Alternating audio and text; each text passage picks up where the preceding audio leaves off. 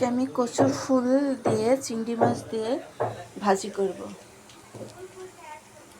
প্রথমে তেল দিয়েছি, তার মধ্যে কচু ফুলগুলো ধুয়ে রেখেছি, সাথে তেলের ভিতরে রসুন কুচি দিয়েছি।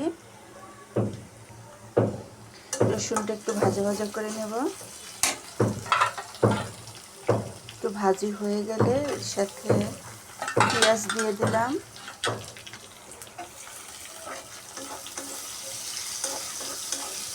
পেঁয়াজটাও একটু ভাজা ভাজা করে নেব। এখন আমার পেঁয়াজটা ভাজা হয়ে গেছে। এর মধ্যে আমি চিংড়ি মাছ, ছোটো চিংড়ি মাছ দিয়ে দিলাম।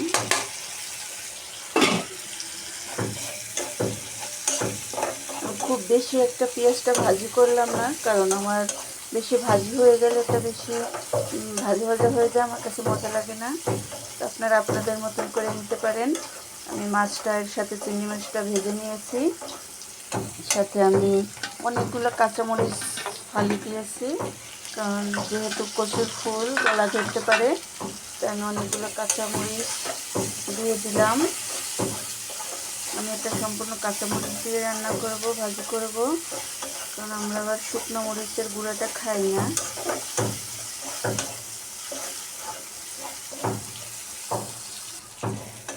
ভাজা হয়ে গেছে মরিচটা, এরপরে আমি কচুর ফুলগুলো দিয়ে দেবো। কি সুন্দর ফুলগুলো দেখেন, একদম তাজা। একটু নাড়াচাড়া দিয়ে আমি এটা ঢেকে দেব। এখনই লবণটা দেব না,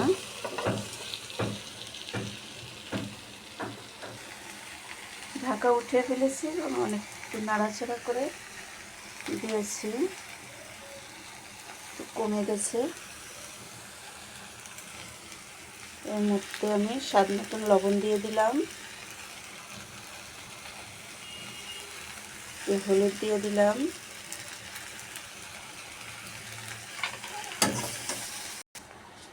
লবণ হলুদ দিয়ে কিছুক্ষণ নেড়ে ছেড়ে নিলাম এবং সিদ্ধ হওয়ার জন্য আরেকটু চেপে দিলাম।